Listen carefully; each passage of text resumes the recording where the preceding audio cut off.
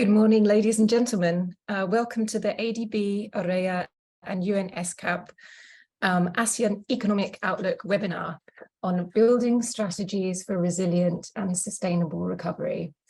We have an outstanding program for you this morning. To kick things off will be the Director General for the Southeast Asia Regional Department, Ramesh and Subramaniam, followed by our keynote presentation and a panel discussion. At the end, we'll be taking a few questions and answers before the closing remarks. With that very brief introduction, can I please invite DG Ramesh to provide us with some of your opening remarks? Thank you very much. Thank you so much, Nana. Very good morning to all of you. And it's fantastic, even virtually, to see my colleague, friend, Dr. Al Rillo, as well as Dr. Suhana and a number of people who've connected. Would have been really nice if we could have all met in person, but at least we are able to have this virtually. Thank you all so much. Very good morning and welcome to this third ASEAN Economic Outlook webinar on building strategies for resilient and sustainable recovery. I think these two words and a few other words, including inclusive, are playing up all the time in our minds and hearts. On behalf of the Asian Development Bank, I would like to extend our warmest appreciation to our partners, the Economic Research Institute for ASEAN and East Asia, or AREA, represented by Senior Economic Research Advisor, Dr. Al Rillo, and the UN Economic and Social Commission for Asia and the Pacific at the UNESCAP, represented by Shubhajit Banerjee, who is the officer in charge for the macroeconomic policy and analysis section at the UNESCAP. Very good to have you, Shubhajit. And I would also like to give thanks to Dr. Suhana Binti Mohammad Saleh, Director of the Macroeconomics Division at the Economic Policy Unit, Economic Planning Unit, my apologies, in the Prime Minister's Department of Malaysia, Government of Malaysia, and to my ADB colleagues who made this webinar possible. As we all know quite well, and which we are all very happy about as well, ASEAN is definitely rebounding. We are quite optimistic, despite all the global headwinds, global challenges that we are facing. We are optimistic. Now, this has obviously been made possible by all the COVID and the post-COVID efforts and initiatives that governments have taken, widespread vaccination, easing of mobility restrictions, and reopening of borders to tourists. During the first half of this year, 2022, the region grew 5.3%, and it is expected to grow on an average at about 5% in the next 2 years. Now, 2023, our forecast is a little bit down because of what's happening in Europe, but we are optimistic that it will be at least at 5%. These growth figures do represent a pretty solid performance for the region, and certainly they attest to the importance of ASEAN in the global economy. Now, unfortunately, in macro trends, I guess any time, but particularly these times, there is always a but. So despite these positive trends, the optimistic picture that we are seeing, the region is also facing multiple uncertainties and challenges. Probably the first and foremost for us from a development point of view is that the growth is uneven in the region. So the larger and the more resource-endowed economies are growing faster and probably with growth more robust than the smaller and more import-dependent economies. Now, this certainly makes puts inclusive recovery at risk. And the second is a concern that all of us have: the impact of the Russian invasion in Ukraine, along with the high inflation scenario that has emerged in many countries around the world, including in the US, which have contributed to, certainly on the one hand, There's energy and commodity price boom, and you've got aggressive monetary policy stance taken by many countries. And then if you look at it on the other side, which is the problem of persistent inflation and currency depreciation that we've seen in many parts of the world, many parts of the region, particularly in ASEAN. So in the near term, all of these factors, unfortunately, could undermine the recovery momentum and possibly threaten the region's macro stability. But we are, still, I would say, I want to underline at the ADB, we are actually quite optimistic. Now, this is also, if you look back 25 years ago, the impact of the Asian financial crisis and the resilience that the economies have shown, and the impact of the global financial crisis and the way the countries have certainly managed the pandemic situation. All of these certainly have given them lots of experience. And I should also say, we should mention the risks that the region face to natural disasters, and how the region has been actually resilient despite a spate of natural disasters that we've seen in, particularly in Indonesia and the Philippines, but also in Vietnam, Cambodia, Laos, and so on. Now, on the development side, limited fiscal space with fiscal consolidation that will happen. And the rising debt levels have also made it more challenging for many governments in the region to respond to some of the medium to long-term challenges. In fact, some of them are in a way short-term challenges. If you look at rising poverty and inequality, the region has done very well. In fact, many countries had gone back to single-digit levels of poverty, but then unfortunately that's been tested with job losses having gone up, persistent unemployment, the numbers that we are seeing on NEET, for example, not in education, employment, training, particularly for youth. These numbers are quite, large, and they've been rising.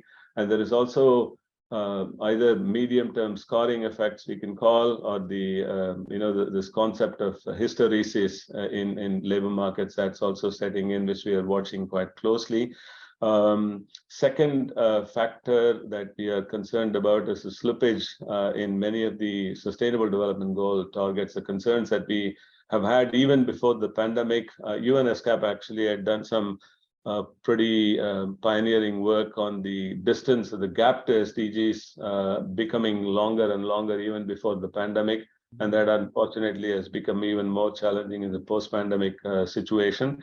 The third is the scoring effects that I mentioned on job losses, as well as human capital productivity losses that we've seen. And then finally, probably the most challenging in terms of as a problem to tackle, and given the resource requirements, and that is a challenge, what we are calling is the elusive and costly path towards the net zero transition, which almost all countries are very keen on. But then the question is, the what is clear, the why is also clear, but the how, the pathway is actually, we need to chalk out. So now all of these things bring us to three critical questions related to how the region can build resilient and sustainable recovery. First is, which among these issues and challenges are the most important, the ones that I mentioned? And the second is, which among them should policymakers prioritize, and why? And the third is, are there sufficient policy instruments in the region that can be used to address these uncertainties and challenges? In fact, at the height of the pandemic, when we organized a high-level panel with many finance ministers and secretaries, at that time, the Philippine finance secretary made a point. We are facing lots of new challenges, new problems. We need new solutions. We cannot be working on the basis of old solutions, old modalities, old instruments, and so on. So what are those new solutions and new modalities we need to look at? So these are not easy questions, and hence answers are also probably not easy to come by. But at the same time, some of the, the kind of the core thinking that all of us have had, such as the need to keep macroeconomic fundamentals very strong, very intact, very, very critical to strengthen resilience in a fragile situation that we are facing. And at the same time, there is never the right time I should say maybe the other way, no opportunity should be missed in pursuing structural reforms. As we've seen in many countries, ADB is working quite closely with the larger as well as mid-sized, smaller-sized economies in terms of pursuing structural reforms opportunities in the post-pandemic context to boost employment recovery, as well as support various sectors that have been affected significantly. These are going to be very, very critical to address economic and social imbalances that have emerged that may threaten and undermine economic recovery with resilience. And on the climate space, just to mention that clearly all countries are looking at how do we make the post-pandemic recovery green. But certainly there are conditions. We are actually quite optimistic. Many of you may know we are working on a pilot energy transition mechanism program with focus on Indonesia with its G20 presidency, and work also underway in Philippines and Vietnam. We are also working in larger climate transition program with a what I would call as a pioneering program of reforms we supported in the Philippines. The countries are also, particularly ministries of finance and entities such as EPU in Malaysia, are looking at how to finance this transition. So on the financing side, there are lots of innovations underway. Work on things such as the taxonomy is also going to be very important in terms of how large global financial sector players are shaping themselves up to help countries meet the climate transition. So with these thoughts, let me pause here and hand it back to Anna to start the formal webinar proceedings. Very exciting to have all of you, and again to our partners. Thank you so much for joining, as well as I see over 370 people signed up. Thank you all so much for listening. Thank you. Thank you so much, DG, for setting the context. I understand that before we move to the keynote presentation, there'll be a video.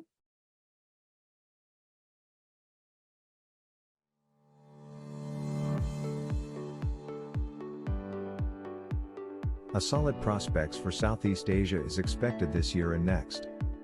Mainly, this is brought by widespread vaccination, easing mobility restrictions, and reopening of borders to tourists. However, growth still varies across the region, with bigger and resource-endowed economies doing much better than their smaller and oil import-dependent counterparts. Despite the rosy prospects, inclusive recovery is at risk.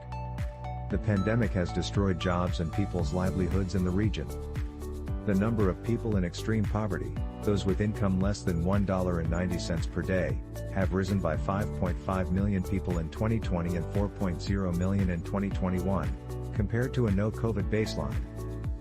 The pandemic has exacerbated job losses, particularly for the youth and women. 9.3 million jobs were lost in 2021, and another 4.1 million jobs are projected to be lost in 2022, compared to a no-COVID baseline. Inequality also increased as skilled workers continue to work online, while unskilled workers in the hospitality and accommodation sectors were displaced owing to requirements for physical distancing. There are also many threats to growth, including A. Economic recession in the Euro area, the US. B. Slowdown in the PRC.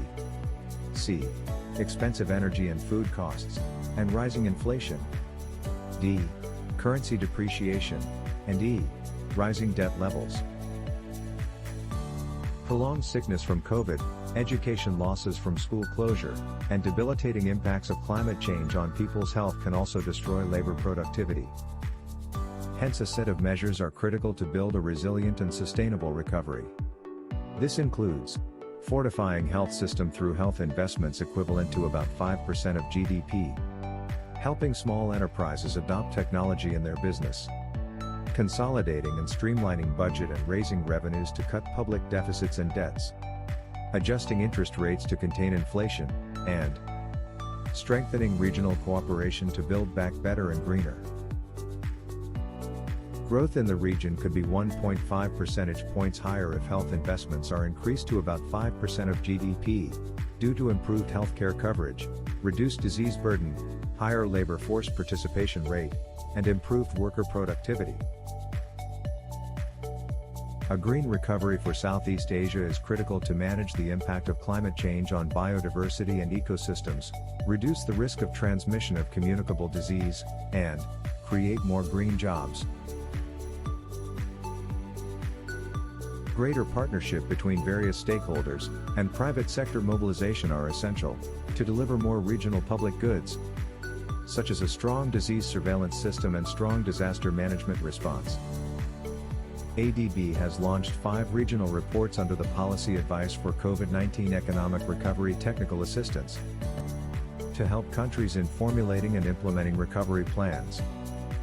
ADB also launched the ASEAN Policy Network to strengthen ADB's response to demand for knowledge from our developing member countries in Southeast Asia.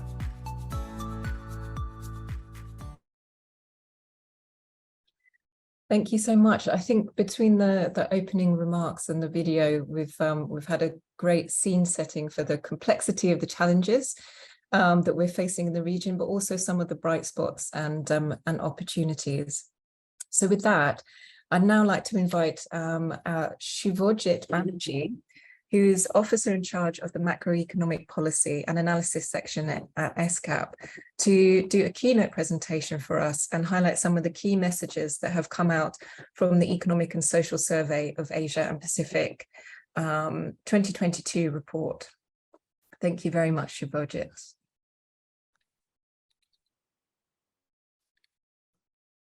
Thank you very much. Hello, everyone. I hope you can see me. Yes, thanks very much for inviting ESCAP to this very important meeting. As mentioned before, we will be discussing from the ESCAP point of view some thoughts on the topic today, which is really the outlook for Southeast Asia, but looking even more directly at the issue of at the more profound issues of the nature of growth in the region and whether it is inclusive and sustainable enough as we move forward. And as mentioned, I will really be building on many of the thoughts covered in the ESCAP flagship report on macroeconomic issues, the Economic and Social Survey of Asia and the Pacific, the 2022 issue, which was brought out earlier this year. So you'll find many of the findings discussed in more detail in that publication. Again, thank you to Dr. Ramesh for some of his initial remarks, and that's pretty much, it sets the scene very well for what I'll be speaking on, which are some of the similar issues and ESCAP's points of view on this important topic. Yes, let me just share my screen.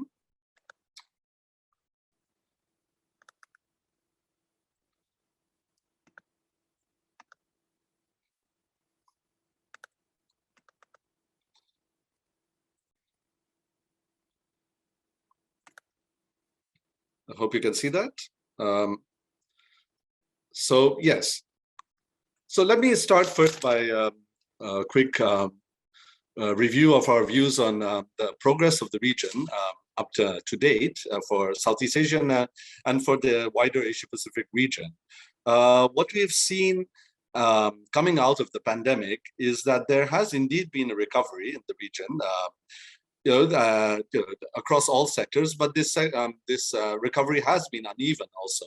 If one looks across sectors, one sees that most sectors, though, all in all, even if you look at the general message, is that they're still growing below pre-pandemic levels, and particularly those sectors which have been more consumer-facing and are tourism-related, as one can see from the graph on the left. And our calculations show that really, given all of this slowdown in growth and this uneven recovery, the total output losses to the region coming out of the pandemic and due to the pandemic have been around $2 trillion over the period 2020 to 2022. And if we look now at what is the outlook for the region going forward, Well, if you look at the most short-term trends over the last few months, one can see that in the initial part of the year, there was indeed, growth recovery, ongoing growth recovery in the region. One can put that down very much to the easing of restrictions across countries, and that allowing for economic activities to start again, as well as tourism. However, as we all know, that all of this was subsequently affected in the most recent months now by the geopolitical uncertainties and instabilities in the world. And these have led to supply disruptions, the sanctions on the affected countries, which have all caused this surge in price of food and fuel and key commodity prices.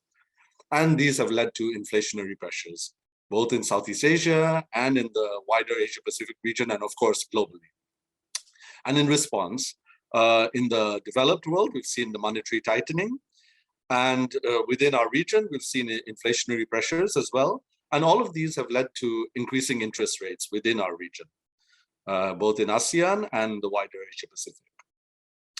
And then the outlook really for us going forward is, given all of this aggressive monetary tightening globally, the high inflation and the interest rate rises, coupled with the uncertainties as geopolitical tensions are likely to linger. And this, what is likely to be seen in the developed world is a deceleration, quite a sharp deceleration in their growth in the developed world. As our forecasts show, as in line with the ADB, this does not mean necessarily that the region itself, Asia Pacific or Southeast Asia, will have a dramatic fall in their growth, but yet, of course, growth will be affected through a number of channels due to the slowdown in the developed world. So this is, of course, in terms of exports, capital flows, reduced investment, lower tourism receipts.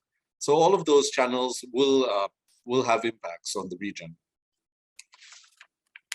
But we want to focus really on a much more profound issue, as also highlighted by Dr. Ramesh, and which has been the concern of ESCAP and has been reflected in the Economic and Social Survey of this year, is that even the recovery that has been seen and is likely to continue to be seen in the region is a K-shaped one.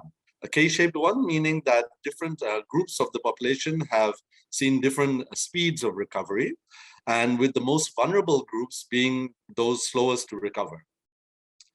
And when we think of the vulnerable groups, we can think of, say, three very key groups. So we have the informal workers, we have youth, and we have women. So really, the key message is that the pandemic has brought the issue of inequality to the fore and how to deal with inequality. And that will be the case, really. It has just shone a spotlight on it, but this will continue to be a challenge for the region when it faces future crises and as it continues to proceed anyway on its growth path. So if you look at these particular groups to see how they were affected, if we think about informal workers, a calculation showed that the pandemic has had adverse impacts on on numbers around 829 million informal workers across the region, which was key cause was the lockdowns themselves. We know that informal workers are the first to suffer adverse impacts because of their job insecurity, their low skills, and the lack of social safety nets in countries. And then again, if we think about women, we have some ILO estimates which show that the pandemic led to a decrease of about 3.8% in women's employment. And if we can compare this with men, there was about a 2.9% decline for men. So we can see this very sharp divergence between women and men. One major reason is that women themselves make up a higher proportion of the informal workers. And as we know, those workers were most affected during the pandemic, the informal workers. So we know that women make up a higher share in sectors such as food services, tourism, wholesale, retail trade, and construction. So since they're more overrepresented, they're also most represented when the job and income losses come for informal workers. They're also more represented in the domestic work, and in the labor-intensive segments of manufacturing, all of those which were very affected during the pandemic. And then if we turn to youth, we know that multidimensional poverty levels doubled as the cause of the pandemic. One of the key channels for this was that the lack of access to online learning, right? For the more for many sectors of society, in developing countries during the school closures. The consequence has been fewer job prospects for youth coming out of school, lower pay, fewer opportunities for skill development, all of which will have impacts on their future productivity potential throughout their working careers. So given this phenomenon of a K-shaped recovery, we at ESCAP and many others would propose that there is a need for very strong government action to overcome this trend. And what we propose is a build forward fairer package, as we call it, consisting of 3 different pillars, which require coordinated action by governments. The first is fiscal policy.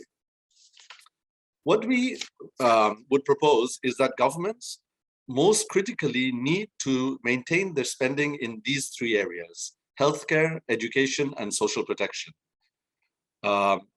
We know that sadly, these are often the areas that get cut first when governments are looking for areas to control their spending. And yet, we also know that these areas have some of the largest impacts on inequality, poverty, long-term growth, resilience, and overall recovery.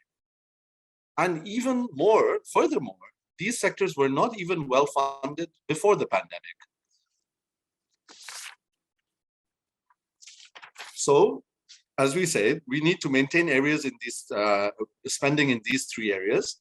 They can be through particular measures such as maintaining or going for universal health coverage, working towards that, strengthening early education for all sectors of the population, and on the social protection side, providing or moving towards universal basic social protection. Furthermore, we think that when governments try to spend, they will, in this atmosphere of constricted government budgets and debt pressures, there will be a need for governments to spend smarter, as we say, to achieve a bigger bang for the buck. This will mean spending efficiently, cutting wasteful spending, and reaching more people. And but however, I mean, we feel that even with all of those measures of spending smart and spending on the right, the attempt to spend in these different areas of critical areas of development, health, education, and social protection will mean that just these measures will not be enough. There will be a need to raise more resources. And thus, when we think of raising resources, how can governments go about doing this? We think primarily, or a very important role has to be played by tax reform. The first part of tax reform is that making sure that everyone pays their fair share. That is, making sure that there is tax compliance. And for in this regard, digital technologies will help. Digital technologies can indeed play a role in ensuring that that there are not sectors of the population who should be covered who are not covered through digital control and enforcement of regulations.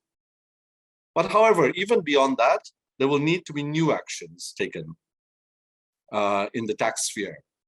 One is formalizing business activities, moving the informal sector into the formal sector. This does not necessarily imply that there will be new tax revenues coming to governments immediately, such as taxes on micro or small businesses, because they may not be able to pay immediately. But even in the long term, such a move will bring a tax compliance culture. Also, when we say that there should be formalization of the informal sector, this should come along with social protection measures, and thus ensure that there's an incentive for the informal sector to want to be in the formal sector. A second area for tax reform is in terms of the digital economy, in terms of taxing the digital economy. The digital economy should no longer be beyond the tax radar. Actually, digital economy transactions are usually well documented and therefore relatively easy to tax. And of course, on the other side, we know how great source of revenue the digital sphere is now, and is likely to be going forward. And thus, there is a very important need to bring this into the tax sphere. And finally, all of these tax reforms should consider one substantial principle, which is shifting the tax burden towards higher income households through making corporate and personal income taxes more progressive. Of course, such a tax policy will not only directly raise revenues for governments, but they will also directly contribute to improving inequality by moving, by directly working on making the lesser sectors of the population less burdened by demands from the government. The second area that we propose in terms of coordinated government action is structural transformation. And in this, if we take a step back and we think about what the nature of structural policies should be, we know that often governments generally think about structural or structural policies devoted to inequality in terms of post-distribution policies. That means after the market has performed its actions, the government raises taxes and uses the taxes to post facto redistribute money and thus attempt to deal with inequality in that sense. However, our research shows that such policies do not have as much impact on inequality as pre-distribution policies. If we look at data over the last 20 years, we see that taxes and transfers did not actually result in great reductions in income Gini, which is a measure of inequality. They did not fully compensate for the changes in inequality that resulted from market forces, so if you look at this graph, this is the market forces represent the blue, and the changes in inequality resulting from post facto redistribution, the red bars. You can see that there's a great divergence between the impact of those two forces. Thus, what we conclude is most of the reduction that we have even seen in the region in Gini over the good decades of the past few decades has come from fairer market outcomes designed through government policies in the pre-distribution phase, before taxes and transfer policies were even used. Thus, what we recommend in terms of structural policies would be government actions which are needed to proactively shape market and structural forces in the first place, which determine inequality levels and trends, rather than let the market deal with these forces by themselves. And even when governments use fiscal policies, they should not be thought about only in the sense of taxes and transfers to give money back to the population in sort of post-distribution policies, but using taxes and transfers directly to tilt structural and market forces in favor of inclusive development. When we are also thinking about structural policies, we must also take account that all of our thinking that has gone on, which have been driven by past experiences, have to be changed, or they have to see an evolution because of new opportunities and challenges. And these really are coming from this ongoing digital, robotic, and artificial intelligence revolution. These present both opportunities and challenges. There are two noticeable changes that we can see coming from this phenomenon. One is that actually the job creation potential of manufacturing is decreasing, because manufacturing is, of course, always the solution in the past. As we hope that there will be more capital-intensive production in major industrial hubs as people move from agriculture to manufacturing. However, we've seen actually in the data that manufacturing's contribution to the creation of non-agricultural jobs decrease from around 20% in the 1990s and the 2000s to less than 15% in the period 2007 to 2018. On the other hand, modern services, as we define them, which comprise of ICT, professional services, science and technical services, financial services, they emerge as a second engine for structural transformation. Actually, unlike traditional services, modern services share many desirable features of manufacturing, which we would like to promote, such as high productivity, high skill intensity, extensive spillovers to other sectors, and tradability. We see in terms of the data that modern services, the median contribution to non-agricultural employment actually doubled from 8% to 6% in recent years, and already started to exceed manufacturing's contribution.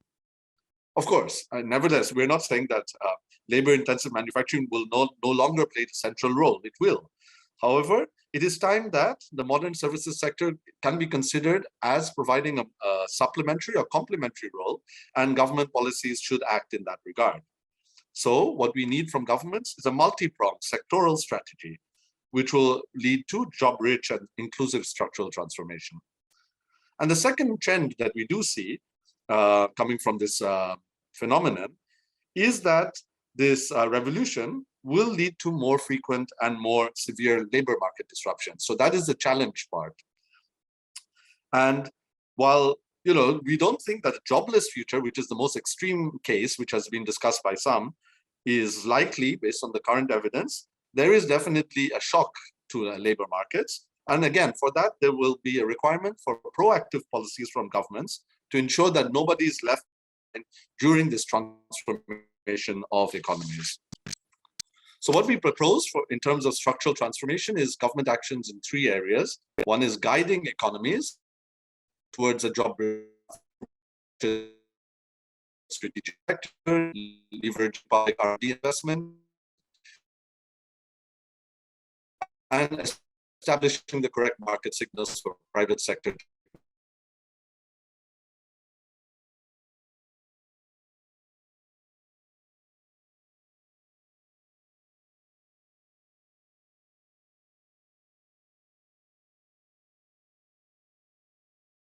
And thirdly, is managing the transition of economies as they deal with the technological revolution. This will mean preserving progresses through broad-based social protection as the first line of defense, strengthening support for on-the-job training, lifelong learning, and vocational education, and keeping technological changes at a more manageable pace by dealing with some of the impacts of the population and not leaving the population to deal with them alone and suffering big shocks from them. And the third pillar that we would say in terms of government action is the role of central banks. This may be somewhat less usual in the public discourse, the bringing up the issue of what central banks can do for inclusive development, that this is an area where we feel indeed that central banks may not be doing enough and where they can and should do more to promote inclusive development. So we focus on four areas on central banking, which are under the purview of central banking. So monetary policy conduct, reserve management, currency issuance, and financial regulation. What we think is that central banks, there's a number of areas which come under their purview where they can easily act, where their actions will have an impact on inequality. One is in terms of their already role, which is mandated for many of them to promote financial access, education, and consumer protection. Another area is using the bank deposits that they have that they already have and which they lend to banks, but to give them towards deposits or towards banks which have better ESG ratings. ESG is their performance in terms of areas of inclusive and sustainable development. Another area where they can act is by how they invest their official reserves. They could invest these in social bonds and thus have quite an important impact on the whole sphere of social investment. And in other areas in terms of their issuance of currencies, the whole area of the central bank digital currencies, which is a new area which offers a way to bring many unbanked populations or untouched populations, vulnerable populations into the banking sphere. But for all of quite a few of these actions, what will be required is support to central banks from governments, such as new legal frameworks and joint work with government ministries, ministries in terms of fiscal policy, digital connectivity, national IDs, and also the financial supervisory agencies in terms of issues such as investments in the social bonds. So what is required is work with support from governments to central banks for them to take a greater role in the issue of inclusive development. So we come to the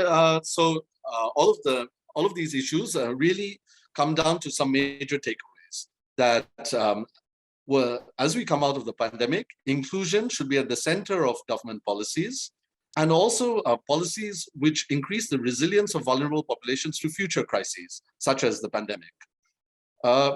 And for all of these, given this climate of increased stress on government budgets, we need to focus on efficiency of government spending, as well as maximizing the impact of fiscal policy. And to do so, we need to ensure that governments also have enough money to spend, which will mean expanding domestic revenues. And this can be best done by shifting the burden away from low-income households, thus raising revenues and also directly impacting inequality. On the structural protection, structural transformation side, what we need is to target how the market works, so it works in a better way towards decreasing inequality. And that means promoting a job-rich transformation and empowering labor. And finally, we believe that central banks can play a greater role in inclusive development. Inclusive central banking is indeed possible. And this will mean measures such as redesigning how they tackle monetary policy, reserve management, deal with innovative finance, and consider the issue of digital currencies for inclusive development. So all of these issues, as I mentioned, are covered in much more detail in the Economic and Social Survey, which is out now for this year and for which you have the link here. So thanks very much and look forward to the discussion. Thank you. Thank you so much, Shubhajit, for that excellent presentation. Now, let's move on to the next session, which will be a panel discussion. I'd like to invite the panel members to turn on their cameras, please. In the panel today, we have Dr. Ladin Rilo, who's currently the Senior Economic Advisor for ERIA. May I also invite Datuk Dr. Suhana, who's the Director for the Macroeconomic Division at the Prime Minister's Department in Malaysia. We have Laura Ganapin, who's Director of the Department of Economic Research at the Philippines Central Bank, and James Villafuerte, who's Principal Economist in the Southeast Asia Regional Department. Just while your videos are being pinned, just a quick reminder, we'll have 2 rounds of questions to the panelists. The first round, can I ask you to give us a quick reaction to the presentation, the opening remarks, and the keynote presentation. Please take no more than 3 minutes for the initial round of discussion. Let me ask Dr. Suhana to kick us off. Thank you. Thank you, Ms. Anafin, for the introduction. Good morning to Mr. Ramesh Subramaniam, the Director General, Southeast Asia Department, ADB, Mr. Shubhajit Banerjee, fellow panelists, and today's webinar participants. Thank you, ADB, for the invitation to the Economic Planning Unit Malaysia to be part of the ADB ERIA ESCAPE webinar. I think this is a pleasure to be here today to discuss regarding the implications of the short, medium, and long-term challenges on the region prospect for building a resilient and sustainable recovery. Thank you also, IDB, for the ASEAN Economic Outlook report. Malaysia is facing similar challenges as highlighted in the report and videos, as well as in the keynote presentation. I think everybody knows that according to IMF, the global growth is expected to slow significantly from 6.1% in 2021 to 3.2% in 2020.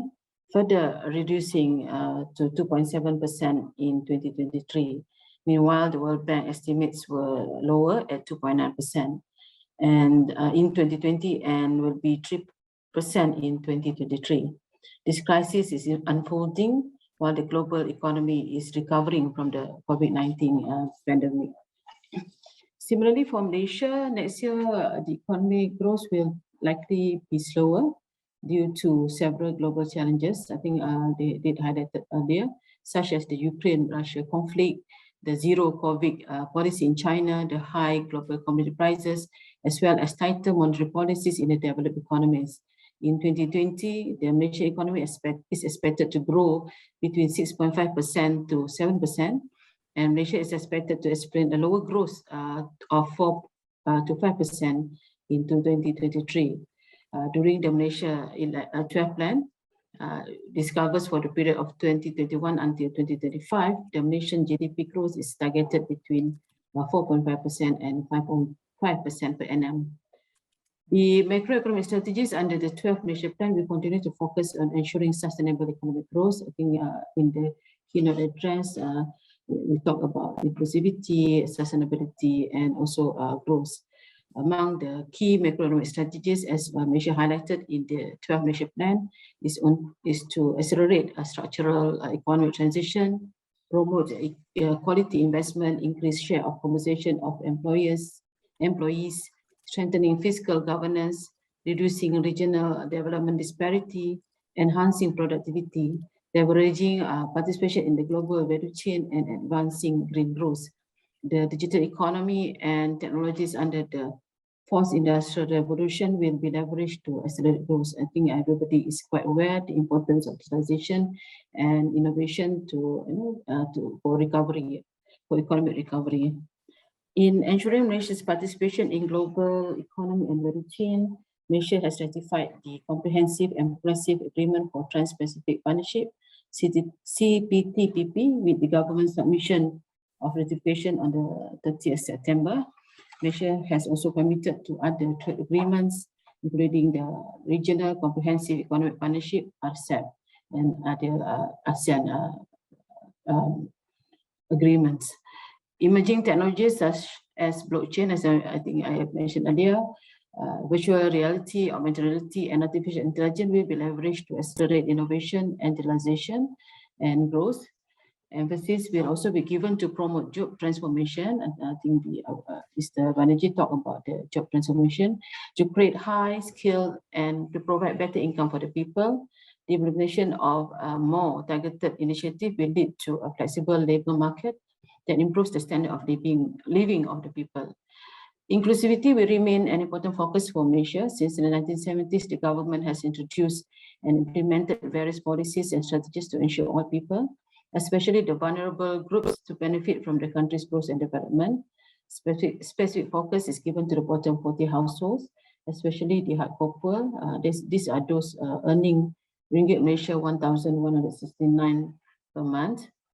And you can see that similarly for Malaysia, the COVID-19 pandemic has affected individual and household incomes and has slightly increased the poverty rate in Malaysia. In conclusion, Malaysia, through the 12th Malaysia Plan, aims to address current issues and at the same time to restart and rejuvenate Malaysia's socio-economic development for long-term sustainability and prosperity. Malaysia Economic Plan is for medium to long term. We have short-term measures I will highlight it in the second session. The 12th Malaysia Plan sets the foundation of national development over the next 5 years to achieve a prosperous, inclusive, and sustainable Malaysia. The 12th Plan also outlines a comprehensive strategic plan to enable Malaysia to become a high-income nation with a skilled workforce towards achieving inclusive growth without compromising the environment, as well as improve the well-being of the people and ensuring that no one is left behind as in line with the SDG. I think I stop at that. Back to you, Anna. Thank you. Thank you, Dr. Suhana. What I'm hearing from that is largely that a number of the recommendations from the keynote presentation fit very, very well with what is happening in Malaysia at the moment. Can I turn now to Dr. Aladdin? Maybe from your perspective, how do you feel like some of those key policy recommendations will fit for different countries in the region? And just quick reminder, please do just keep to 3 minutes for the first round. Thank you. Thank you, Anna. Let me begin by thanking ADB and ESCAP for the comprehensive presentations. And I fully agree with the assessments, including the outlook for ASEAN. I think when you look at ASEAN right now, it's still considered as one of the most dynamic regions in the world. But given the current global and regional developments, those will definitely present significant headwinds that would affect the outlook for the region. Let me just quickly comment on the issue of geopolitical tensions and economic fragmentation. I think this would have some implications on the policies that the region will be taking moving forward. This fragmentation would include, for example, the increased global trade tensions in the world, as well as the tightening of the global financial conditions. And my personal sense here is that all these issues are very important in a sense that they can lead to significant economic losses that would impact or affect countries like ASEAN that have relied extensively on economic integration. That's why I think what I'm simply trying to say here is that it is very important that given the current environment right now, ASEAN should be able to address the implications of this fragmentation, whether we're looking at from the economic point of view or from the political side of it, by ensuring that these implications are being addressed head on. I think one important implication here of what's going on right now in the global economy and in the region is how does this fragmentation that we're seeing right now will impact on the future of multilateral cooperation? And I think for me that is very important because when you look at ASEAN, ASEAN is very much benefited a lot on multilateral cooperation. And I think one very good example of that is the signing of RCEP 2 years ago. Multilateral cooperation will also help ASEAN address a number of important challenges in the region right now, including digitalization, sustainability, and climate change. That's why I think moving forward, I think it's about time for ASEAN to remain proactive, okay, in terms of implementing policies and ensuring that we're able to develop strategies and discussing issues that are not in pace with what is being discussed in the global economy. I think I'm talking here, for example, of how ASEAN can participate actively in setting the trade rules for services trade and other the next generation trade issues, including, for example, the trade-related aspects of the digital economy and the link between commercial policy and climate change. I think these issues are very important for ASEAN to be able to deepen our regional economic integration, which is crucial or critical to the future of ASEAN. I think one possibility here, particularly on the trade side, is for ASEAN, for example, to incorporate some of these issues that I mentioned in the upgrade of the ASEAN +1 FTAs. Similarly, I think ASEAN can also adopt more policies when we develop the post-2025 agenda for the ASEAN Economic Community, by ensuring, for example, that the policies that will develop moving forward would include those that would impact the region more critically in the coming years, particularly on issues related to digitalization and sustainability. I think these are issues that I think would figure out prominently, and it is very important that the policy recommendations will remain robust to ensure that after the post-2025 agenda, once we develop that agenda, the region is really ready to confront all the issues that impact our regional economy. I think I will stop here. Thank you, Anna. Thank you, Dr. Aladdin. And maybe James, given that with the role of ASEAN and the focus of potential for post-2025 has been brought up, but maybe you could come in now and give us some of the reactions on the key policy recommendations as they relate maybe to regional cooperation. Thank you, Anna, and thank you to Subhajit for a very good keynote presentation. In terms of the key policy recommendation for strengthening open trade and regional cooperation, Anna, I think what I would say is that there are 3 key pillars that are essential to really open up this regional cooperation, and particularly in trade. The first one, I think, is really to enhance and strengthen connectivity. And when I say connectivity, it's not just the physical connectivity, but the digital connectivity. And I think Subramaniam has mentioned a few of this, and the digital connectivity, I think during the pandemic, what we have seen is that the vulnerability of the trading system is that it's over-reliant on manual processes and physical processes. And I think as we build back stronger and smarter, we really need to enhance the use of digital technology. For instance, we need to digitize much of the trade-related processes. For example, we need to harmonize customs procedures to ensure that the solutions for electronic exchange and electronic trade is more available to countries. We also need to use, I think, big data and technology in some of these processes. Like, for example, we can use blockchain in terms of trade supply chains, finance. We could use digital technology to make shipping and logistics distribution and management more efficient. The other important aspect to keep this regional cooperation stronger in the post-pandemic world, I think, is to really leverage on the large regional trade agreements like what Al mentioned, the RCEP and the CPTPP, because what we have seen is that there's been a slight slowdown in terms of globalization and an emergence of these big regional trade agreements.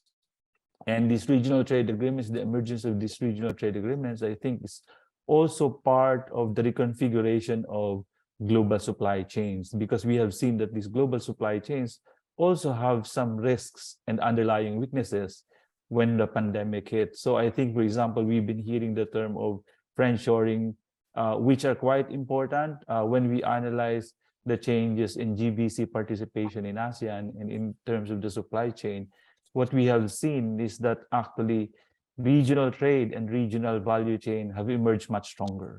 So I think leveraging on this regional trade agreement to build on the strong neighborhood that's existing in ASEAN, and also to ensure that trade and investment remains open will be a second part. I will keep my remarks short because of time, Anna. So back to you. Thank you very much, James.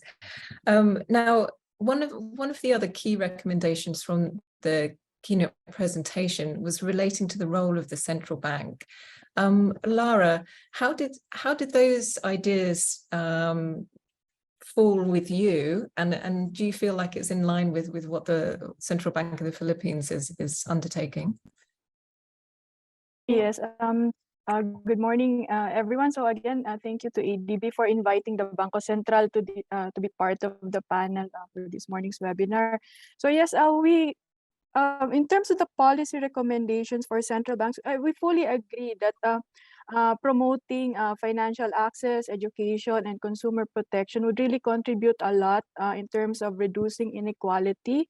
And in fact, in recent years, the BSP has already invested a lot in terms of financial learning and expanding financial access to the unbanked population. So it's actually part of what the BSP is saying, that we will bring the BSP closer to the people.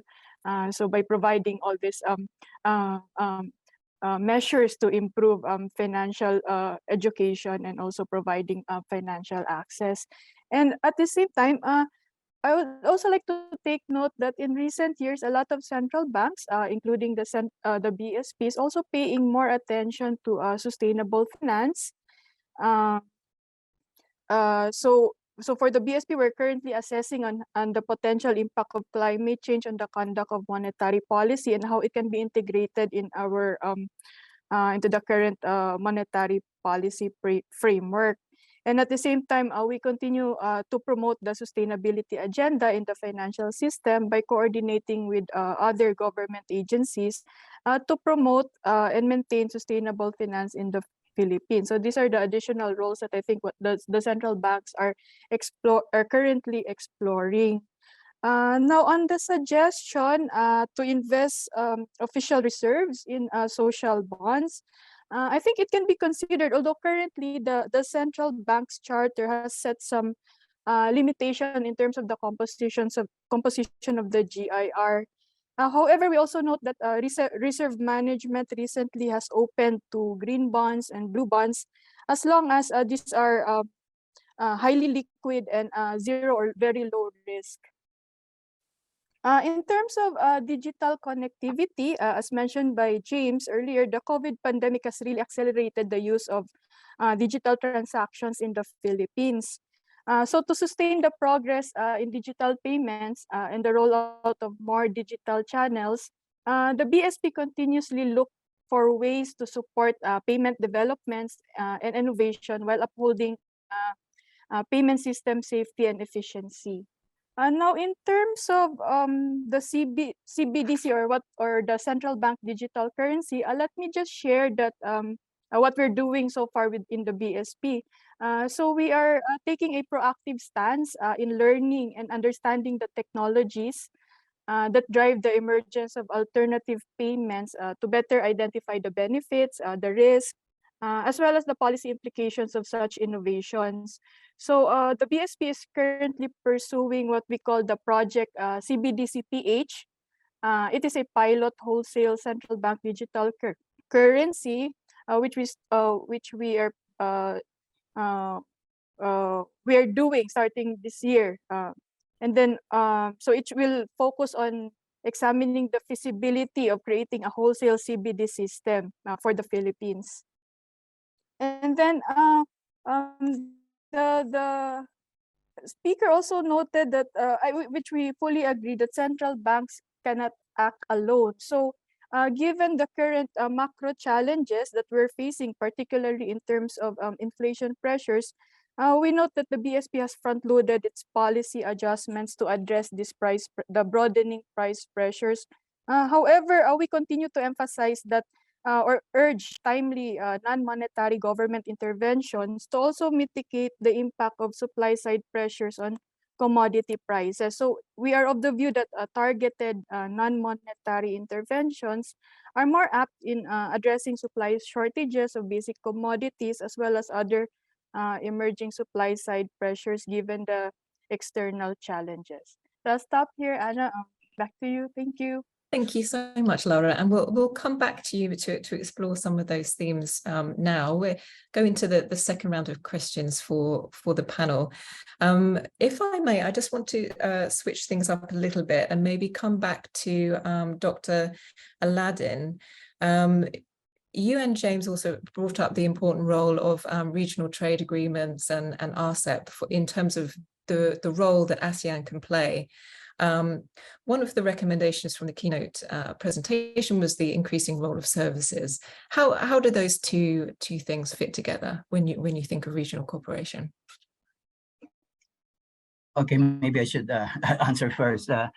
Thanks, Anna. I think services indeed are an important sector in the region right now.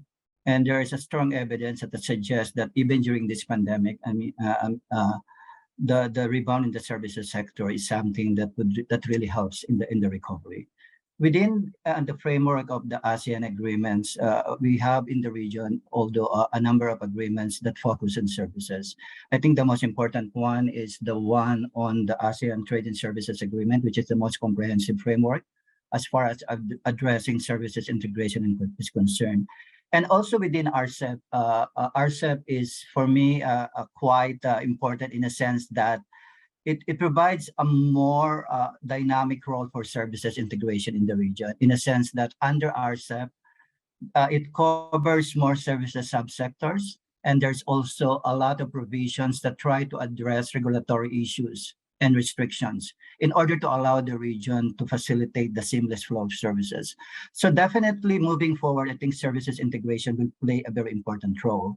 And therefore, within the region right now, there's a lot of initiatives that try to look at how we can further ensure that services integration will play a very important role. And I think when we talk about services integration, it's also very important to tie it up to the issue of digitalization in the region, right?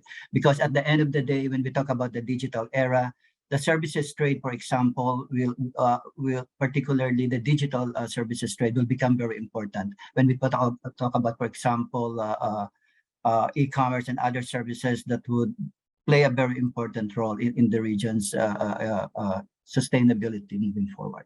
Thank you. Thank you very much. And indeed, James, you also touched to some degree on the role of digitalization and in terms of efficiency of trade and other services. Do you how do you see the role of ASEAN and regional cooperation maybe supporting the digitalization agenda for the region? Thank you, Anna. The digital transformation in ASEAN is actually quite important. We have done simulations to see the potential benefit, and you can see that in terms of economic growth, it can really bring a lot of output growth and employment in the region. I think there are 6 key priority areas that we really need to look into. First, because ASEAN is quite diverse. When you talk of, for example, Indonesia, Singapore, they are quite advanced in terms of the digital access and even Thailand and the Philippines, but the others are quite way behind. So the first priority, I think, for ASEAN to leverage on digital technology is to enhance investment in ICT infrastructure to ensure that access and price are quite affordable. The second is the digital technology also has a physical interface. In the region, we still have very limited logistics, ports, and transport capabilities. So we really need to also invest in that to ensure that the physical interface of the digital technology actually works. Like, for example, in Manila, if you order through Lazada a product, right, at the end of the day, it will have to go through the storage, it will have to go through the conveyance to the motorcycles and the cars. And if your ports and connections from intermodal transport are not well, then you cannot also leverage the technology. The third one is there is also a safeguard issue when you talk about this services trade and digitalization, because the flow of goods and services also allows flow of data and allows flow of money, and there's a lot of cybercrime, for example, identity theft. So the region should also invest in building smart and robust regulation to ensure protection of data privacy, as well as putting up regulatory precautions so that cybercrime can be prevented. There's also a big digital divide, Anna, in the region, and the digital divide is not only access to the smart devices and access to smartphones or digital connection. It's related to age. For example, older people like us are not quite so adept to technology as compared to younger ones. No, women. There's also the gender angle for digital access, and sometimes even behavior and culture can actually be an impediment. So we have to invest to ensure that this digital divide is actually addressed through stronger digital awareness, through stronger digital training. And I think last but not the least, I will also bring up the issue of taxing the digital economy, because we know this has actually benefited a lot during the pandemic, but in terms of tax laws, a lot of these technology giants are not paying the right amount of tax just because they don't have physical presence. So I think the financial ministries in ASEAN should really discuss the set of taxes, the set of digital taxes that ought to be levied to ensure that the government and society also benefit from this the value created by this digital platform. Back to you, Anna. Absolutely, thank you, James. And on that note, maybe Dr. Suhana, because I understand that you've also previously served as a director on K economy within the government of Malaysia. Maybe could you provide some thoughts on the on digitalization, but also the recommendations around tax reform that were put forward in the presentation, and how that might be working in Malaysia at the moment? Yeah, thank you, Anna.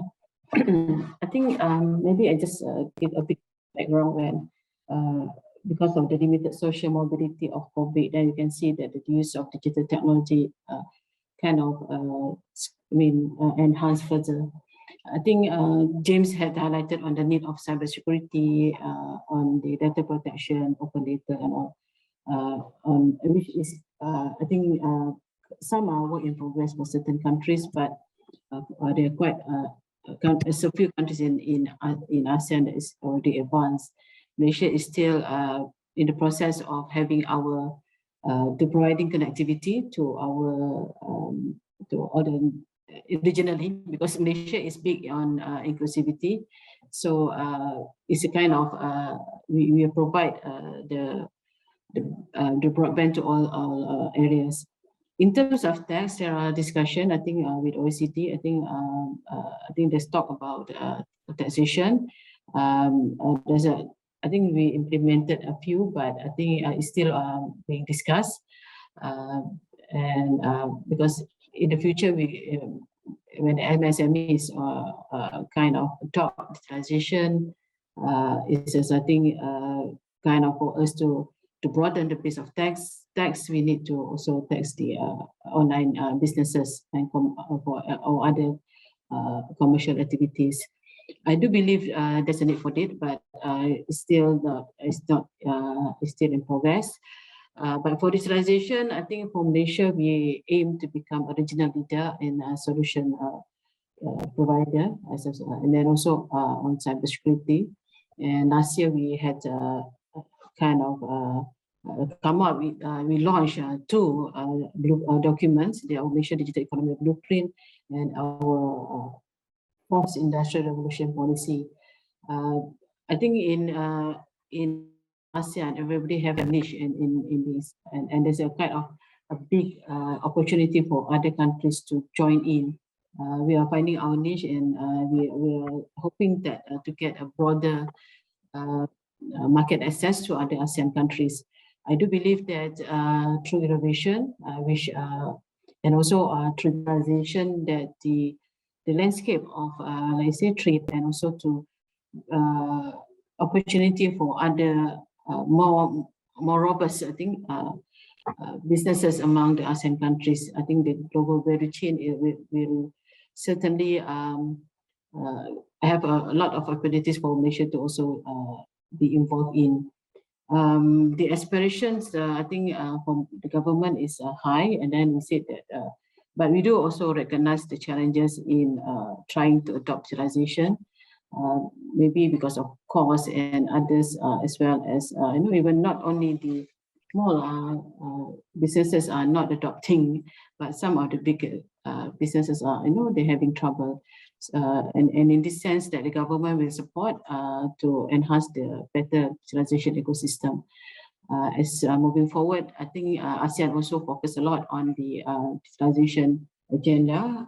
I think for Malaysia, we will support, and also on the connectivity, as in terms of not only on getting connected, but the quality of connection, because sometimes you get connected, but you can have problems on the using it. For Malaysian, we are into education, healthcare, as well as solution services. I think that's among the top that we focus in for our digitalization business focus. I think that's it. Anna, back to you. Thank you very much, Dr. Suhana. Now, last but not least, we just have 3 minutes left for Lara. We've had some discussion now on digitalization, and you brought up the role of central banks' digital currency, but I'd like to come back maybe to the role of central banks in terms of the sustainability of recovery. But given engagement in green social bonds and so on, given the current sort of macroeconomic climate, do you have to prioritize certain actions over others? What would be your short-term priorities, and where do you hope to get to as an institution in terms of support for sort of green and sustainable development? Okay, so I think after the pandemic, there was a lot of rethinking of what would be the directions for central banks going forward. So I think that was one of the main areas, really, that's part of the what we say the part of the new normal is really pursuing this the efforts to promote sustainable finance. So I think it should go I think I really cannot say which one is a priority, but I think that we can have it. Maybe we could take small steps in pursuing sustainable finance, particularly under the new normal.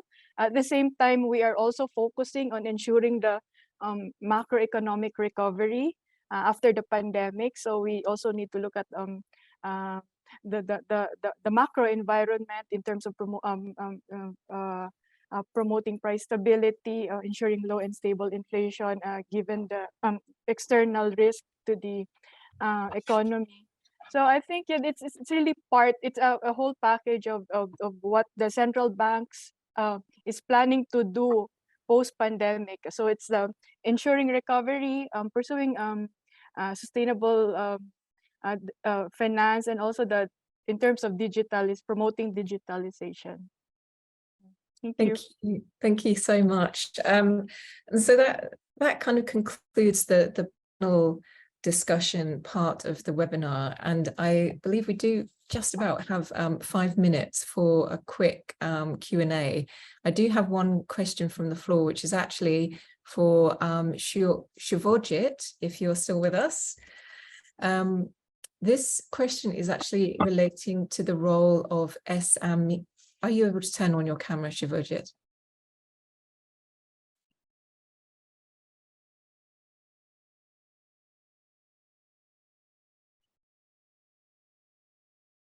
Are you? There you are. Sorry. Right.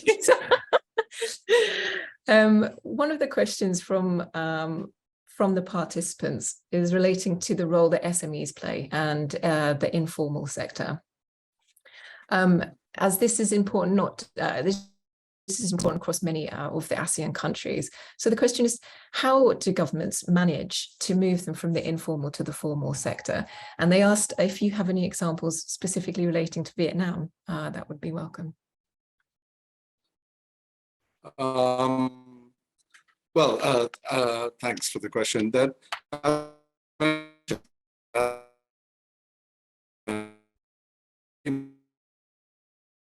the informal to the formal sector would be in terms of tax of this sort of own workers and small and medium enterprises. So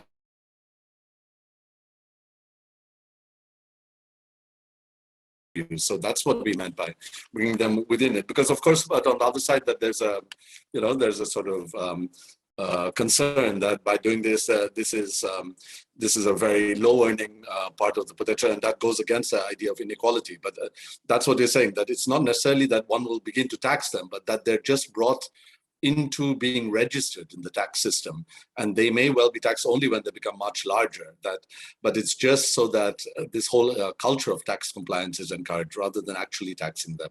So this is just in terms of having an ID system, through digitalization, ensuring that people are not left out. But on the other side, this must also be accompanied by measures from the social protection side, again through the digital registering of these groups, to ensure that there is an incentive for them to want to be within the tax purview. I believe there were two other questions which were somewhat related to my presentation, which I could answer very briefly in the Q&A. One was on CBDC and how it actually encourages financial inclusion.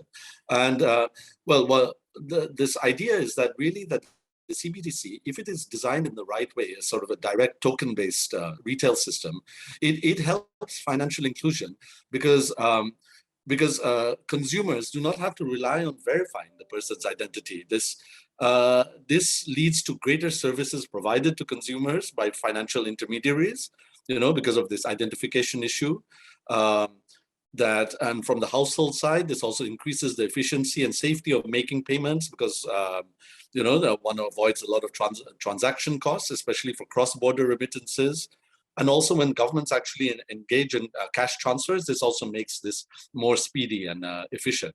And even from the central banking side, CBDCs are also useful. So the benefits go beyond financial inclusion, because they allow governments not to be, or central banks not to be left out of this new phenomenon of digital currencies through private issuers of currency. So if this is an increasing trend, one makes sure that the monetary authorities do not lose their importance, in terms of issuers of currency by also participating in the digital side. And there was one other comment, which was on this issue of pre-distribution and post-distribution. I think this idea that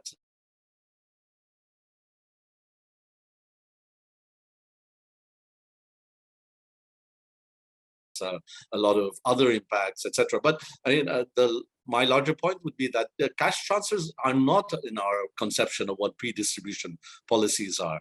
What we mean by pre-distribution policies are government spending directly to encourage the growth of certain industries, which, as we've pointed out, are the ones which are likely to be the industries of the future, which are very job enhancing, which to deal with inequality. So of course, on the manufacturing side, labor intensive manufacturing, but of course also on the new sectors of the population, the digital side. So policies that directly attempt to encourage the growth of such industries, and also policies directly at the initial stage of how people develop in terms of their education. So in terms of education, basic education policies, and also skills training, etc., so that they're prepared for the industries which are the industries of the future. That is what we actually mean by pre-distribution policies, rather than spending later on to merely give income to the poor. That would be, we would rate as the post-distribution policies, which remain important, but are not as powerful in the long run as these pre-distribution policies. Thanks. Thank you very much. I think you've addressed a number of the questions that had come up in the chat box. And in fact, there was other questions relating to the role of RCEP and ASEAN, but I think that was also probably covered in the panel discussion, which means whereas there is one final question. Sorry, let me just absorb this.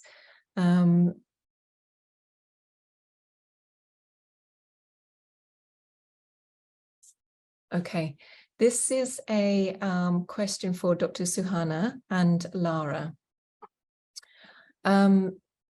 What innovative economic, monetary and fiscal policies and new regulations relating to energy, and I believe the rise in prices is meant here, are needed to bring the gas and electricity prices to normal levels? So what are the policy and regulatory changes that need to occur to bring energy prices back down to previous levels? That is a big question to address, but I'm afraid I'm gonna have to give you 1 minute each. So there you go, the gauntlet has been laid down.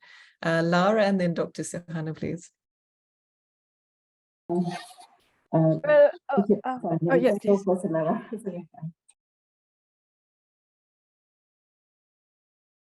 okay.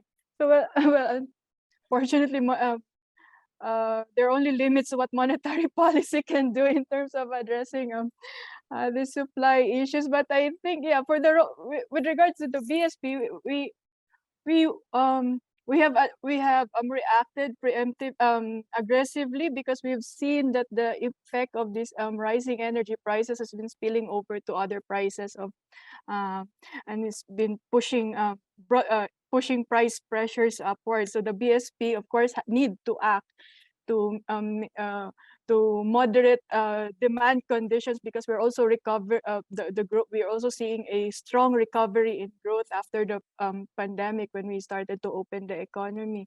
So I guess, well, unfortunately, that's what the limits what monetary policy can do. But then we also support. We have always emphasized that fiscal policy can really have a bigger role in terms of providing targeted measures or implementing fiscal policy interventions in terms of addressing this supply shocks. Thank you. Thank you, Lara. Dr. Suhana? Recently, Malaysia had launched our energy policy. As you know that Malaysia is highly subsidized. The petrol, the diesel, and LPG in Malaysia is highly subsidized. And I think internationally under OPEC also there's a move towards to reduce the production of oil as of to increase a bit of the prices. Malaysia is moving towards clean energy. I think we have a study with ADB to look at the green economy model and look into decarbonization. I think it's something that we look forward into. I think the move is towards that. To comply to reach the target of zero carbon emission by 2050. I think efforts are being taken into. We started discussing on that. But for for petrol, diesel for Malaysia is we try to move towards a more targeted for the subsidy, because now it's enjoyed by everybody. So I think the last it total about 77.7 billion that the government had to spend on subsidization of the petrol. So I think moving forward, there will be efforts to kind of a more targeted for those that will receive the subsidies. I think that's about all. Anna, thank you. Great. So cushioning the burden in the short term and moving towards cleaner sources over the medium term. Thank you. So I have to say thank you so much to the panel and the presenters. We've had a very wide-ranging discussion today over a number of different issues. And now I'm going to ask Dr. Aladdin, are you able to give us some closing remarks that will help us absorb some of the key messages that have come out from the session today? Okay, thank you so much, Anna. Our webinar has come to an end, but I think some of the issues that we have discussed this morning, in my view, are still going to figure out prominently in the regional discussions and debates, particularly among the policymakers in the region. So on behalf of the organizers, I would like to express my sincere appreciation to all of you for your active participation and for your valuable contribution. I also appreciate the engagement and the candor that you all have contributed to this webinar. I think our webinar today has been proactive in coming in grips to the many important changes that are happening in the world today, particularly in understanding how the different challenges and risks are going to affect the prospect of inclusive and more sustainable recovery for ASEAN. I also think that your insights will further add to deepening the discussions of various issues, particularly on how the region should be able to navigate the different headwinds that are affecting our region. I also would like to take this opportunity to thank the organizers or our partners for this webinar, the ADB and ESCAP, for working together with ERIA to create and disseminate knowledge and to develop capacity that would enable policymakers in the region to better understand the issues affecting our region.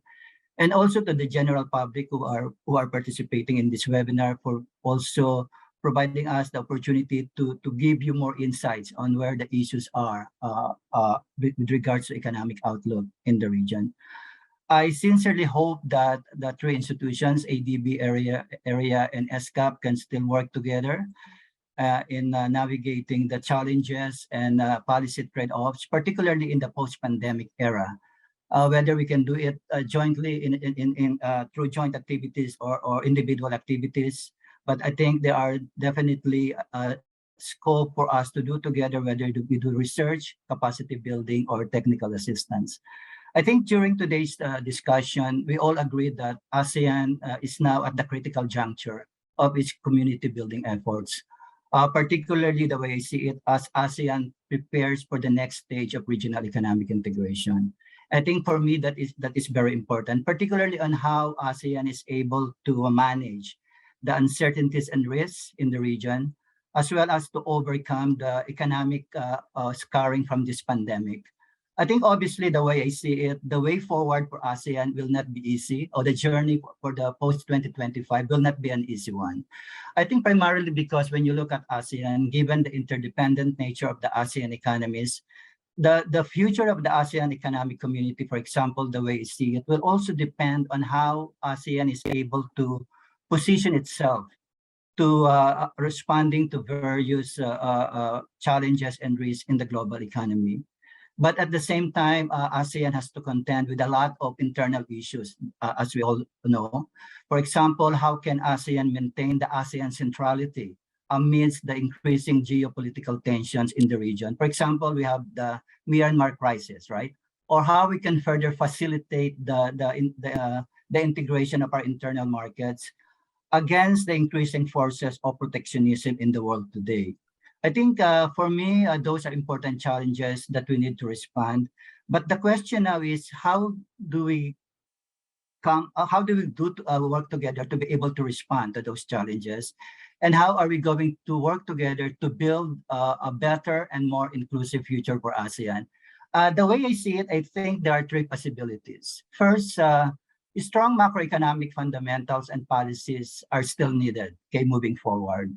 As we try to build a sustainable future for the region, it is important that both regional and national efforts continue to unleash or to unleash the economic dynamism within the region, perhaps by pursuing transformational reforms, or perhaps also by enhancing the transparency of economic policies and regulations. I think that is very critical. Secondly, I think ASEAN should continue to build the resilience within the region.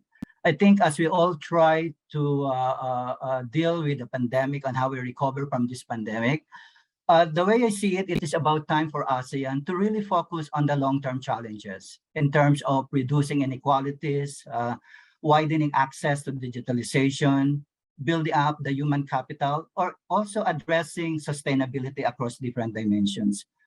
I think the actions that we're doing now will definitely say a lot in terms of how we're going to respond to the future shocks and in terms of our ability to build a resilient economic growth for the region. So I think those are the three important challenges that we can glean from the discussions here. And again, in closing, I would like to thank all of you for your active participation, and also to ADB and ESCAP for organizing this important webinar with ERIA. The webinar is now closed, and thank you very much. Thank you very much, Dr. Aladdin, and the speakers and participants. Goodbye. Thank you. Thanks, Al. Thank Thanks, Subhajit. Thank you. Thanks, Anna. Nice Thanks, Anna. moderating. Thank you. Thank you. Thanks, everyone. Bye. Thanks.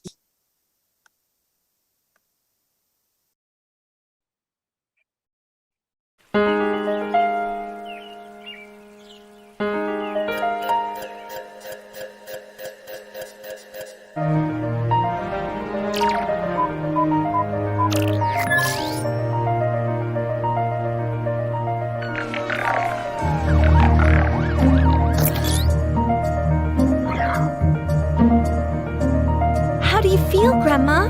We worry about you. Please tell us a story about your job as a TV reporter. Well, it was many years.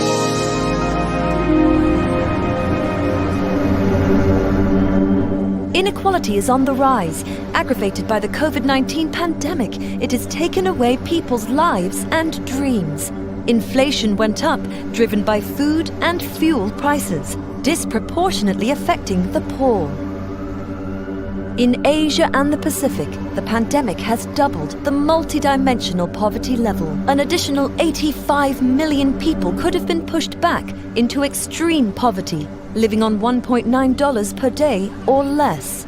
We need to take urgent action, but how?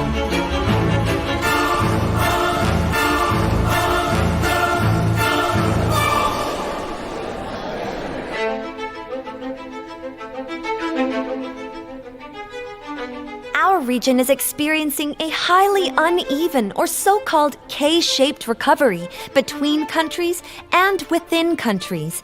Building forward fairer, ensuring an inclusive recovery from the pandemic, and taking an inclusive development path is an imperative.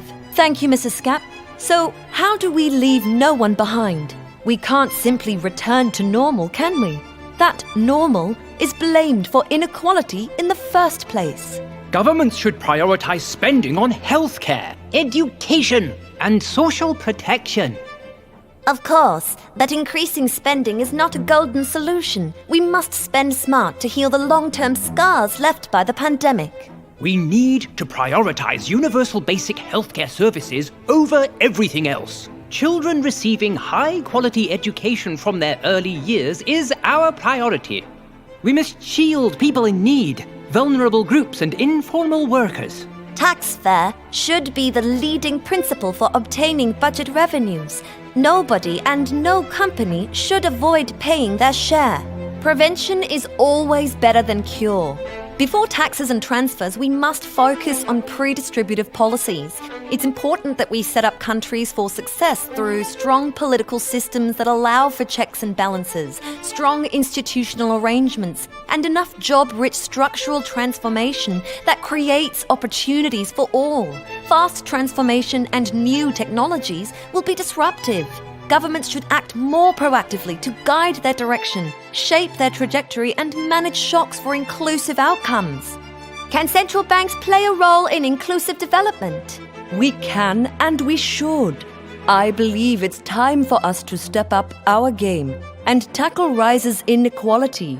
Right now, only half of the central banks in the region are taking up an inclusive finance agenda, and it's such a missed opportunity. As policymakers, we can make the conduct of monetary policy more mindful about inequality. As investors, we can mobilize part of the $9.1 trillion official reserves in the Asia-Pacific region for social purposes. As currency issuers, we can explore how central bank digital currencies can foster financial inclusion. As financial regulators, we can encourage more use of innovative financial instruments for inclusive development. Thank you, colleagues. In looking ahead, the Asia-Pacific region must aim for inclusive recovery to promote the well-being of both people and the planet. Do you maybe have clear and ready-to-use guidelines to tackle inequality? As a matter of fact, we do. Download the ESCAP flagship publication. Follow our recommendations for building forward fairer.